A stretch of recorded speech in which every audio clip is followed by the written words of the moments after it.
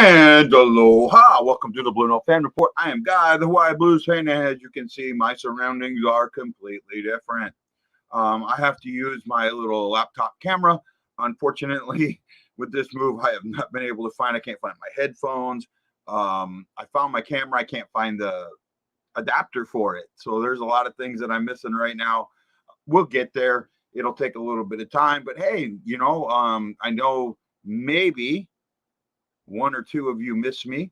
Ashley might be here. Yay. I have to give her an invite.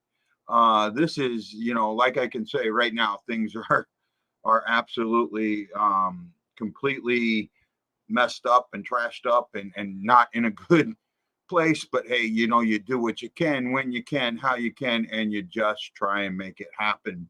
So that's what we're going to do.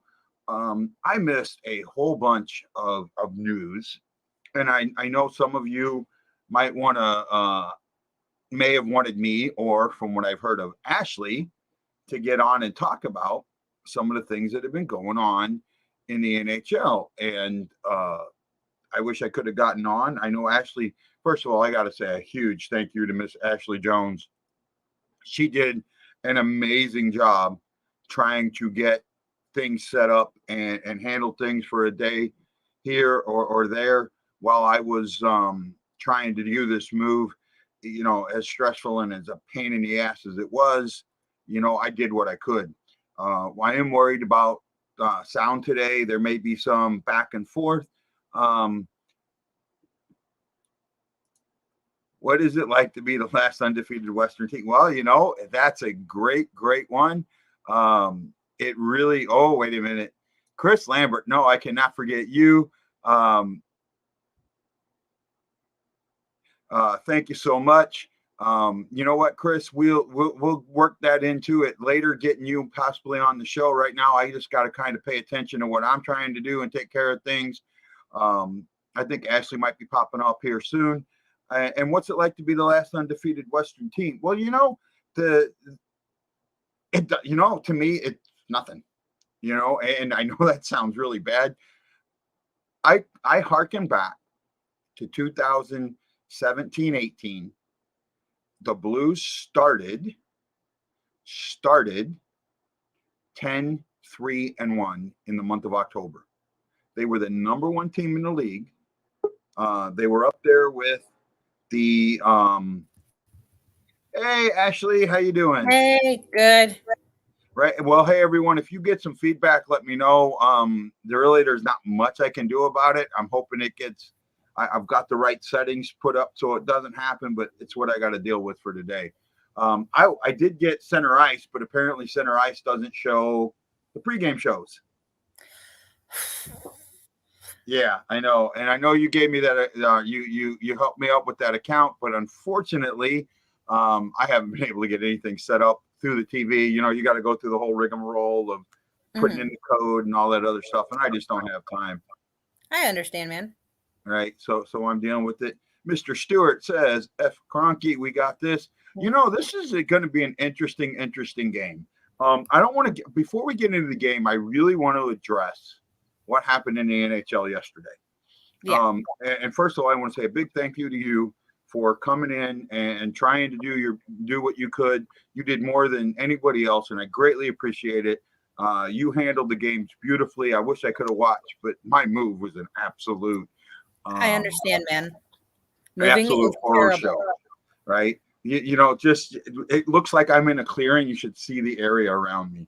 Let me just I'll kind of like do this for you. Oh, wow. This is what I'm dealing with. And this is just the living room. Oh, my goodness. Yeah. So if you're wondering why I look funky, why the light's not right, why, all this, that's what I'm dealing with. Okay. So back to what I was saying. Let's talk about what happened with Chicago. Earlier this year, it came out that a player was suing the Chicago Blackhawks because a coach had sexually assaulted him. And I want everyone to understand, I am looking at this not as a human being, but as a reporter. Has black and white. Okay? Does everyone understand that? Black and white guy. This is not guy. This is black and white. I feel that sexual assault is probably, I think it's a fine line, right? And what supposedly happened to me doesn't. There was no physical touching. So that to me, assault means you have to physically touch somebody, right? When you're talking about that. And there was none of that. There were some verbal things like that. And I know I have not read the report, though I'm going to. Once I can get my hands on it, I will read the whole report. But it was brought up to Chicago's brass, and they basically did nothing about it. And that is where the problem comes. Today, Coach Quinville, who we all know and love, and I say that, had a meeting with the NHL. What came out of that meeting, there's been no decision yet. Coach Quinville did say earlier that I had no knowledge of this. However, in the report, it stated that he was called into a meeting when this was brought up, and he basically said, I have a cup to win. I don't have time for this stuff. At that point, he's culpable, just as everybody else is. What happens, I really don't know. The problem here is there is a culture in hockey, not just the NHL, in hockey that goes all the way down to mites, 5 and 6 year olds, of get off the ice. You're not that hurt. There's nothing wrong with you. You can play through anything. And I'm as guilty of that as anybody else, because when I broke my hand, right? Actually, more just like a few other people, I couldn't wait to get back on. I wanted, the only thing that was, I didn't cry until they told me I couldn't get back on the ice. Mm-hmm. Right. So there's that. There is this, well, hey, Wendy, we're kind of talking about your team right now. There is this culture in hockey that created not the situation that happened, but the after effects. Right. And that's the thing that needs to change. And the problem is it's going to take sweeping motions to change it. And they're not there yet. Apparently, both Kane and Taze backed up Bowman. I don't know what they said. So I just saw something on an article, the title of an article. So I don't know any more than that. And I'm not going to go any more than that. But there was, and I'll think, I can't think of his name right now, the defenseman that went to the Oilers, Brandon Keith. Mm-hmm. Keith. Duncan Keith, I thought it was. Huh? Wasn't it Duncan Keith? Yeah, Duncan Keith. There you go. Duncan Keith sat there in that press conference and played ostrich in the sand. I don't know anything. I didn't know this was happening. I don't know anything. And he was being. I got Wendy's now making sure I knew who it was. I really was upset by the way Duncan Keith came off in that press conference. Right. That really did put me off. It did. And it's not just, it's the culture. There is this culture, and I'm going to get this. Dion Fleury, right? Dio Fleury, who basically was kicked out of hockey because of alcohol abuse and other things, was raped as a kid in juniors, right? By a coach. And that created, and even with his book out now, this is still happening in juniors. It's not clear. It's still, for anyone to think that this is not happening, it's because we keep hearing about it, right? And the other thing that I kind of looked at was, why did it take 10 years, right? Well, I know that a lot of times when things like this happen, because something like this did happen to me when I was younger, you put it away. You put it away, put it away, put it away.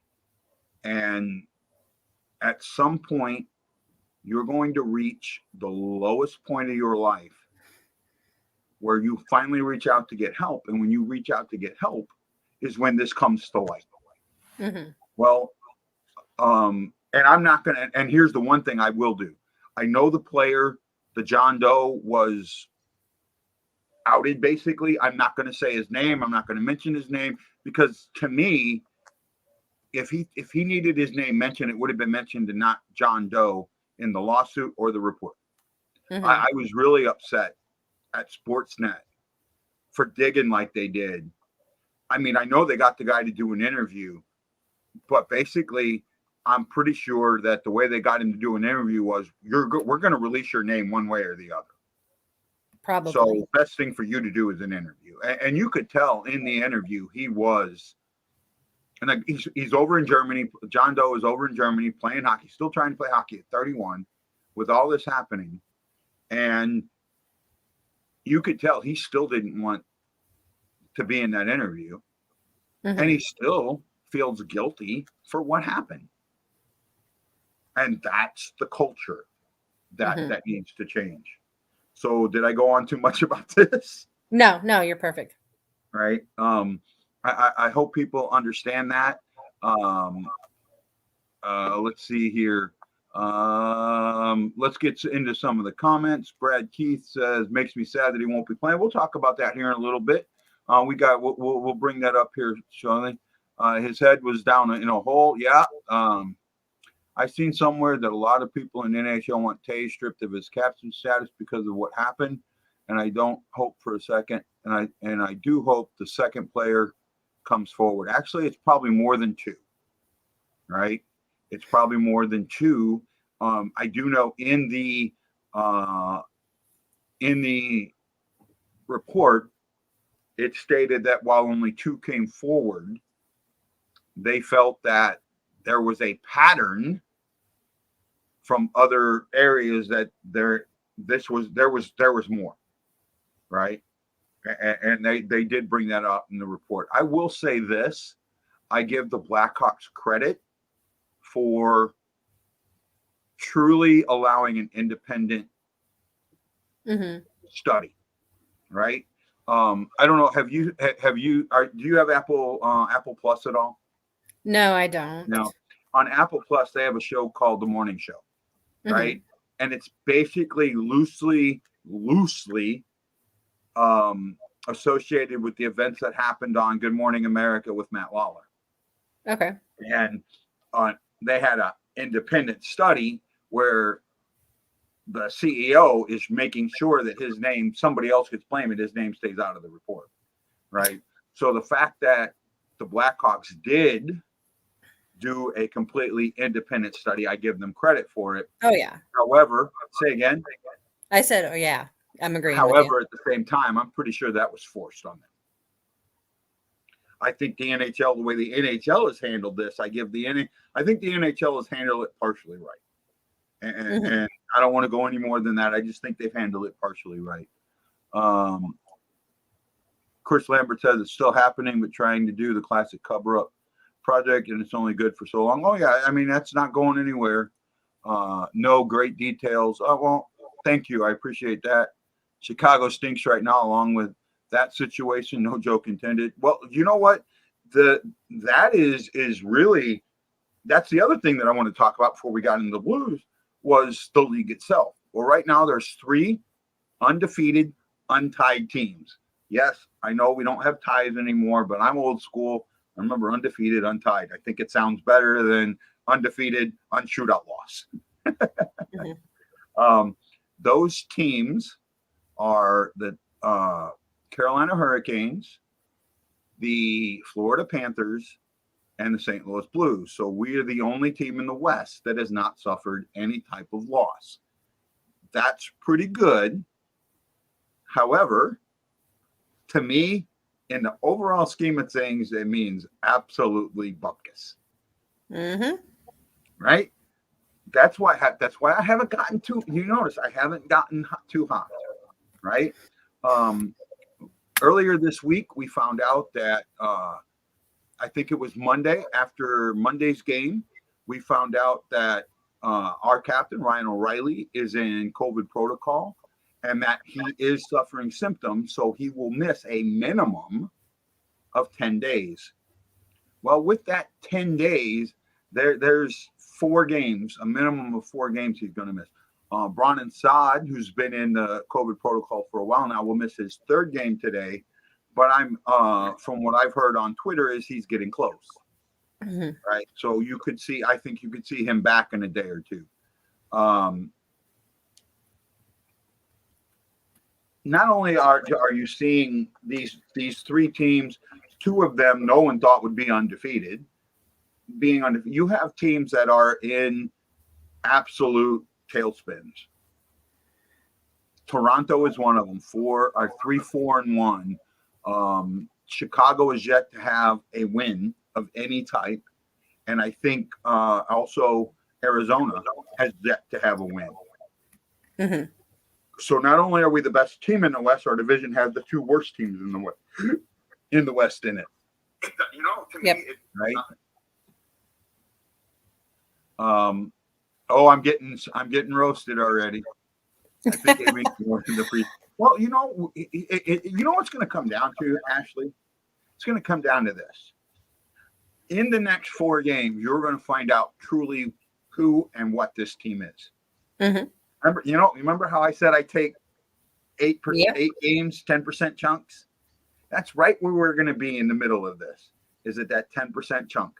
When we go to, I think it's LA on next week, that'll be our 8th game. That'll be the 10% chunk. That'll be the last time we see LA.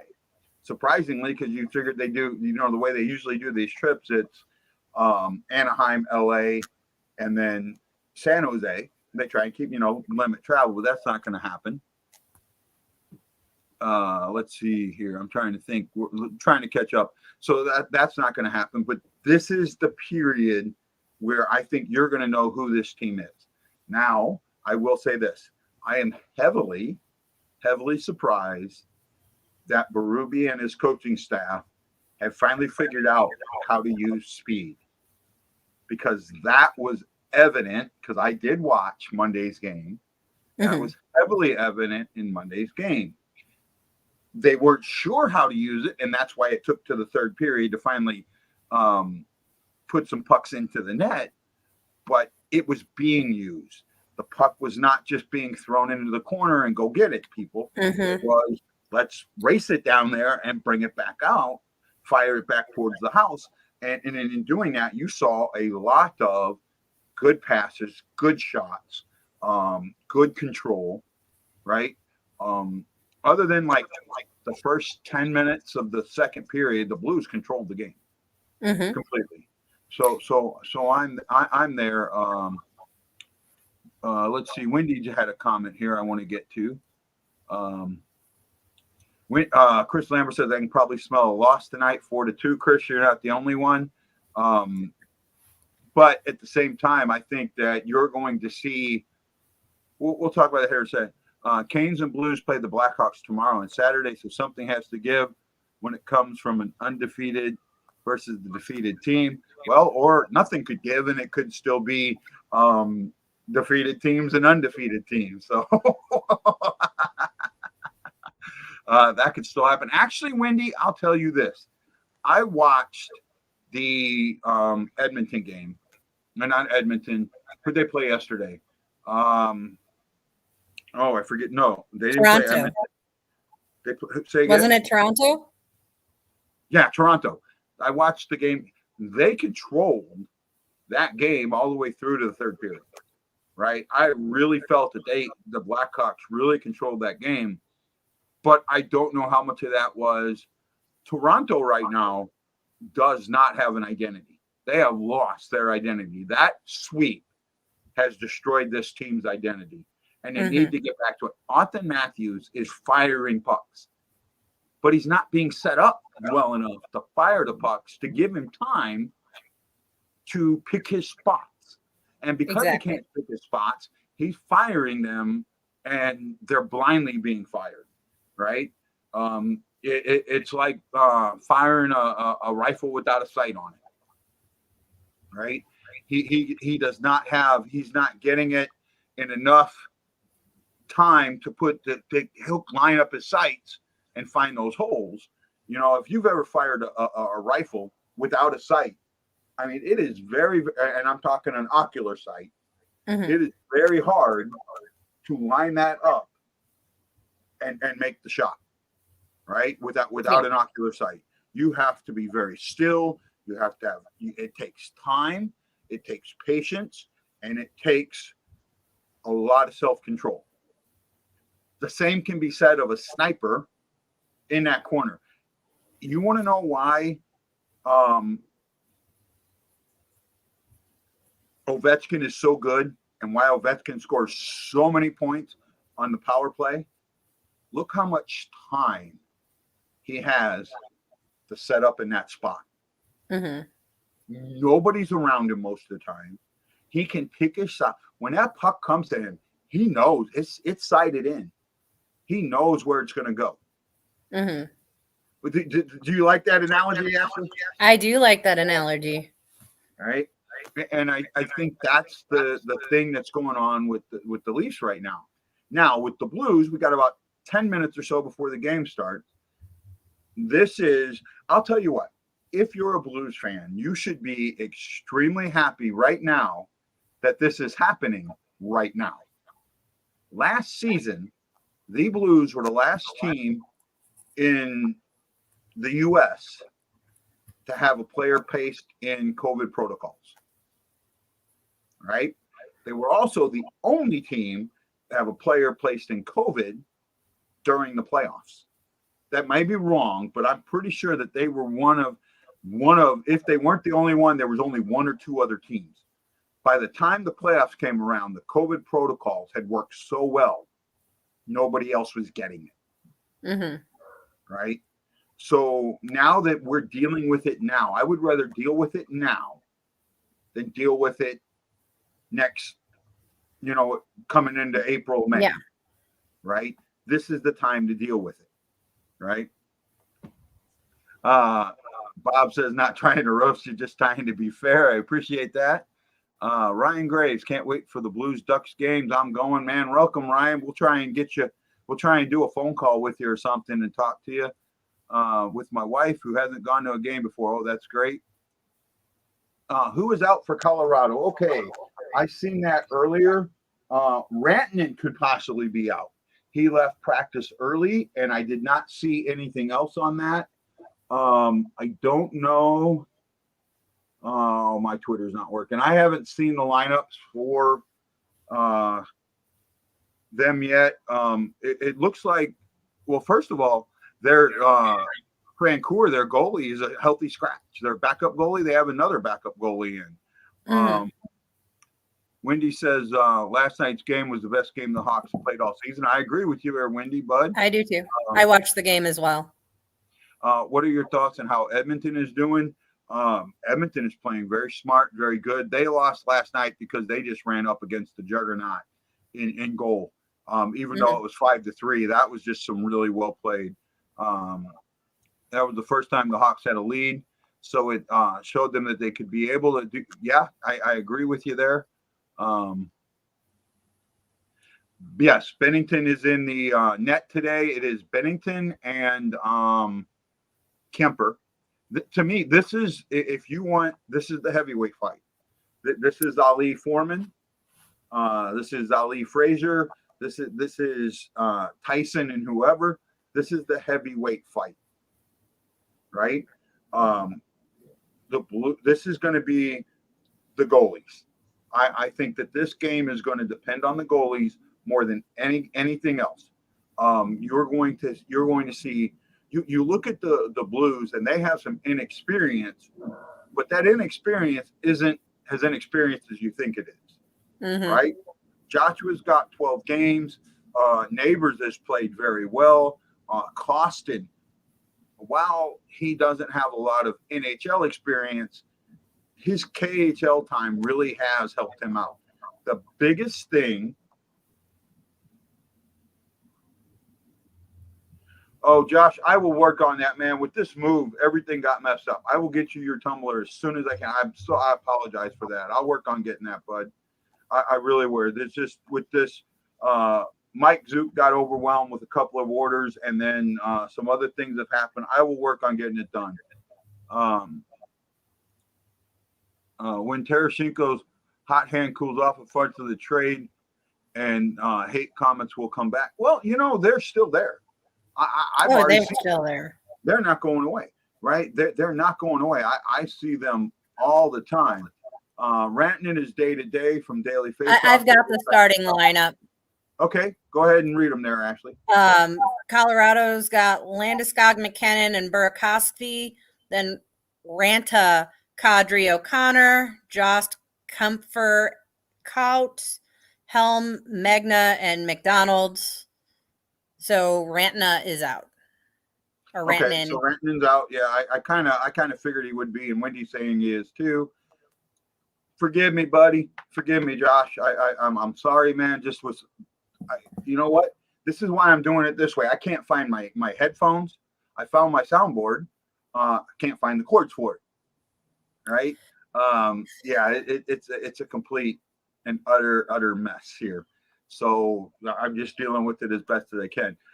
I think the Blues have an opportunity here to really stake their claim. Now, the one thing that I don't like is in every power rankings, the Blues jumped way up. In NHL's Power 16, the Blues are third. In ESPN's, I think they're fourth. Right? I think Edmonton is. I thought they were sixth. No, they moved up. The one I saw today had them in fourth. Okay. Let me see. Actually, I got it right here. I had it pulled up because I was reading it. They are fourth. So ESPN has Florida, Carolina, Edmonton, St. Louis, with Washington right behind them. And then I know they were third on the Power 16, the NHL's Power 16. Mm-hmm. I know they were third there.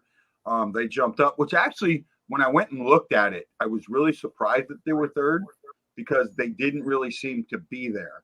Yeah. When you look at, all the votes, right? I just didn't see it. Oh, wow. I've never seen this before. They're showing like people's Twitter pictures and that. They showed Kurt Price had his name on here. They showed the Minner Arena, some of that. It said post your picks, hashtag something St. Louis Blues. So I may have to pay attention to that. I know we're getting close to game time. So what's your prediction there?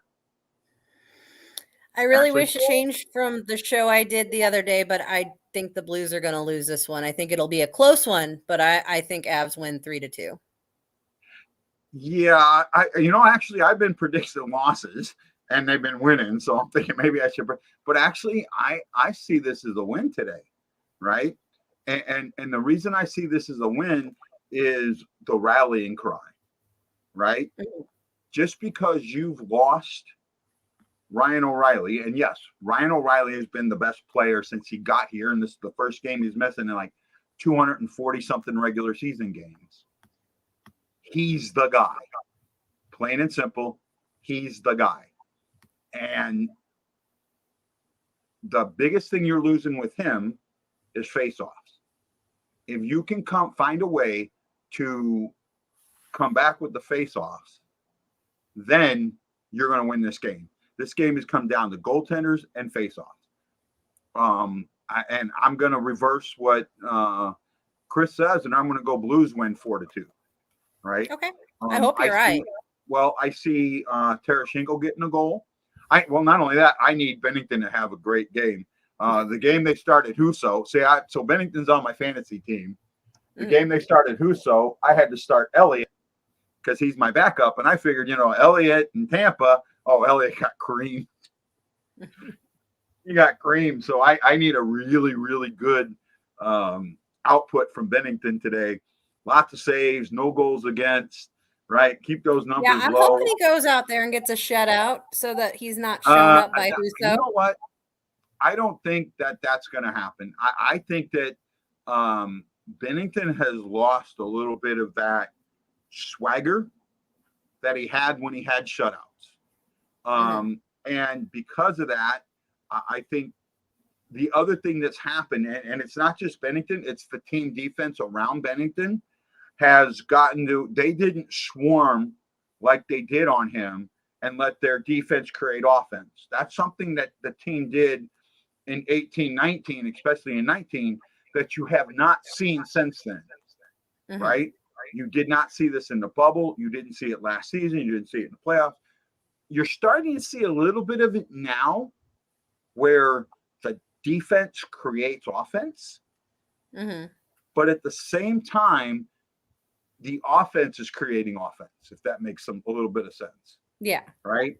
Well, see, I don't think he's been great. I think he's been just above average, and his numbers are put him right there. He has the 4 wins.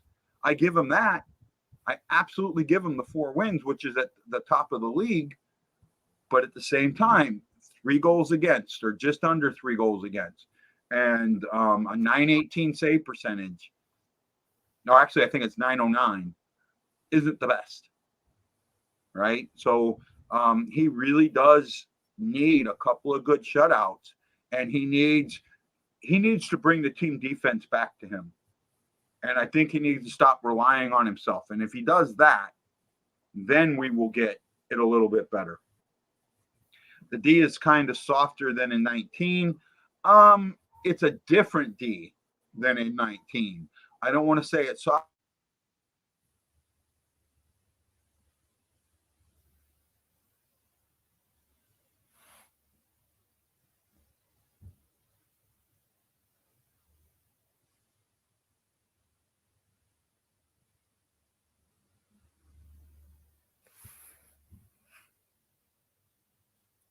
Am I still here? Or is it just him that's frozen?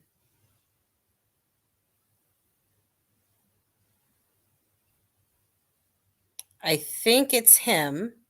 So I think that I just want to say it's different.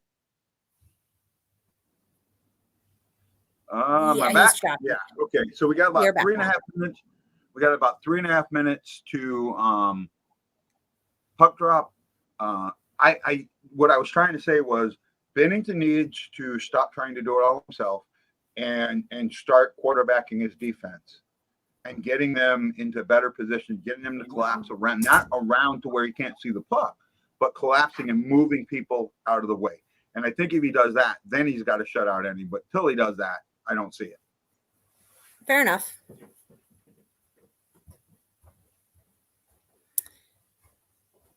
Right. We're freezing again. And that's like I said, what is that thing that I'm missing? Why am I so tough on Bennington? And I think it comes down to that. I think it comes down to he's allowed too many soft goals when he shouldn't have. And I think that he can. Well, you didn't like that statement, but we are not at his 15-game mark. We need to stop this conversation before I slap you. You're right. And I'm not banging on him. I'm just telling a personal observation. Yes. Not banging on him. Right. Yes, but it's borderline now. So that's why we're going to get the timeout. I'll give you borderline. But no, it's going to take Bennington being better than Bennington to get a shutout. And we'll that's see. Well, I mean, if he's going to get look at what Husso did. Look at Husso's shutout. What happened? What did the defense do? Collapsed around him. How many really, really high quality saves did he make? I think I saw 5. Right? In a game, a goalie's going to have to make close to 10 of those high quality saves. So that's the point that I'm looking at. When the defense collapses back, then you don't face as many of those high quality shots. And I think that's what's going to have to happen in order for Bennington to get that shutout. Happily we got one because it's been a while, but I really just I don't know. And I'm just being honest. I don't see it right now, especially with this team. 4-2 is what I can see happening.